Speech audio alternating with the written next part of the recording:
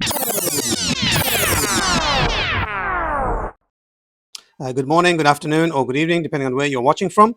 Will Liverpool swoop for one or more PSG wingers in the summer? That is the question we are going to be asking today. But before we start, if you can hit the subscribe button, I tend to upload daily. It is mostly Liverpool FC related football stuff, but sometimes I talk about other things, other teams, other sports, occasionally movies and mental health. So moving on to the PSG links, okay? Liverpool currently have four wingers in the squad. Okay, so they have two on the right hand side. They have Mohamed Salah, they have Federico Chiesa. Okay, Salah has already announced he's going to leave, and Chiesa is going to be the subject of much interest from the Italian clubs, I suspect, and he will probably end up at Juventus more than likely. Okay, so on the left hand side, we have, of course, Cody Gakpo, the manager's adopted son. We have Rio Ungamoa, a very, very promising young talent who has come through Liverpool FC. He hasn't spent his whole career in the youth academy of Liverpool FC. He was at Chelsea previously, but certainly Liverpool have tried to develop him over the last few years, and quite frankly, I think he would have developed a lot quicker if Jurgen Klopp had remained as manager. Okay, so we have Chiesa and Salah on the right, we have Gakpo and Rio Ungamoa on the left-hand side. Okay, and what do we know about these guys? What we know is that Salah is going to leave. Chiesa is likely to leave.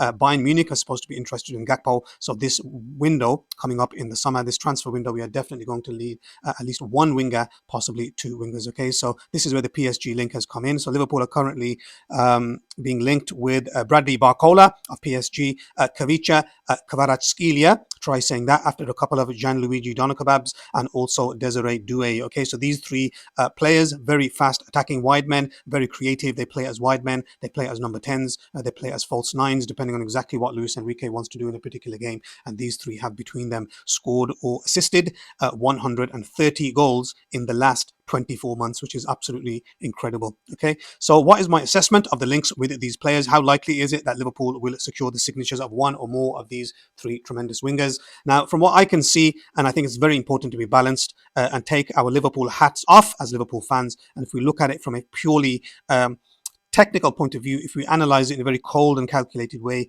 many foreign players, perhaps most foreign players, they have a dream of coming to England and playing for the biggest clubs. Liverpool, of course, are the biggest club in England, in my opinion. They are certainly the most successful, and nobody can argue with that. But at the same time, they also have a number of other motivations, which we have discovered over the years. Okay, so many foreign players, they want to live in London. Or if they don't want to live in London, their wives or girlfriends want to live in London. So that is something Liverpool cannot offer. Okay. The second thing is that they often want the highest wage, which Liverpool do not offer. And thirdly, they want to play for a coach who is a world-class coach and an improver of young talent. Okay, so Liverpool do not offer any of these three things at the moment. They are obviously not in London. That's not going to change anytime soon. The second thing is that they are going to at the moment, anyway, they're not in a position to offer the highest wages because FSG, even though we cannot say they are tight-fisted, I think that is an exaggeration. They operate within a certain model that is very conservative, very balanced, and views things in the long term. Okay, so and the third thing, of course, is they want to play for the best possible coach, and Arne Slot certainly at the moment is not in even the top 10 coaches in the world, in my opinion. Okay, so in my opinion, these signings are extremely ambitious. I think it's very unlikely that any of them will happen, and if any of them happens, it will be somebody.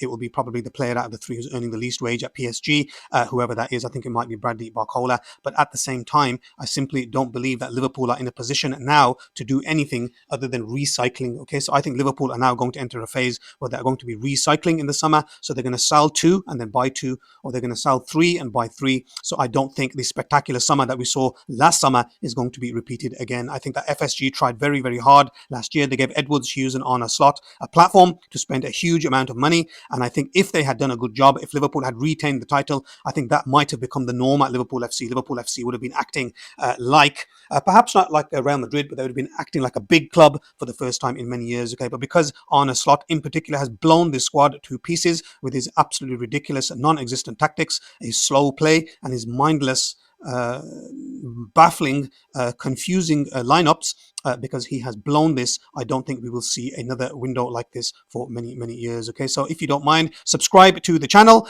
Let me know what you think about these PSG wingers. Who is the best out of the three? Would you like to see them at Liverpool? And how likely is it that you will actually see any of these in a red shirt in August of 2026? Okay, thank you so much for your time. It's been an absolute pleasure, and I hope to see you again very soon.